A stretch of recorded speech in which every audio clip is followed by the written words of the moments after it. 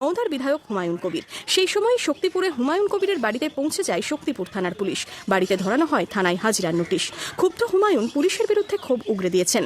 শক্তিপুর লাগাতার ভাবে শক্তিপুর 176 নম্বর case dated 26। দর্শক, আজকে আপনাদেরকে আমি আম জনতা উন্নয়ন পার্টির বিধায়ক হুমায়ুন কবির কি বললেন চলুন ভিডিও দেখাচ্ছি। ভিডিও দেখুন। এই ভিডিও দেখার পরে আপনাদের কি মতামত নিচে কমেন্ট বক্সে লিখে অবশ্যই জানান। দর্শক, ভিডিও শুরু করার আগে আপনাদেরকে আমি ডিসক্লেমার দিয়ে দিচ্ছি, আমি কোনো পলিটিক্যাল পার্সন নই। আমাদের এই চ্যানেলটা নিরপেক্ষ চ্যানেল। তো চলুন দর্শক ভিডিও দেখুন। 26/2026 সেই কেসে এফআইআর নেম ছিলাম আমি। পরে যখন তাদের পিসি নেওয়া হলো, একজনকে অ্যারেস্ট করে আনিসুরকে পিসি নেওয়া হলো, 7 দিন পিসি থাকার পর যেদিন জমা দেওয়া হলো, আবার তাদের এগেনস্টে পুরো নেকেডলি বিজেপির দলদাসের ভূমিকা পালন করে ওসি শক্তিপুর আরো 8 জনের নাম জুড়ে সেখানে কোর্টে নিজেরাকে সমটু কেস করছে। কোনো কমপ্লেন বাদী কেস নাই, আমাদের বিরুদ্ধে কোনো এলাকার পাবলিকের কোনো অভিযোগ নাই।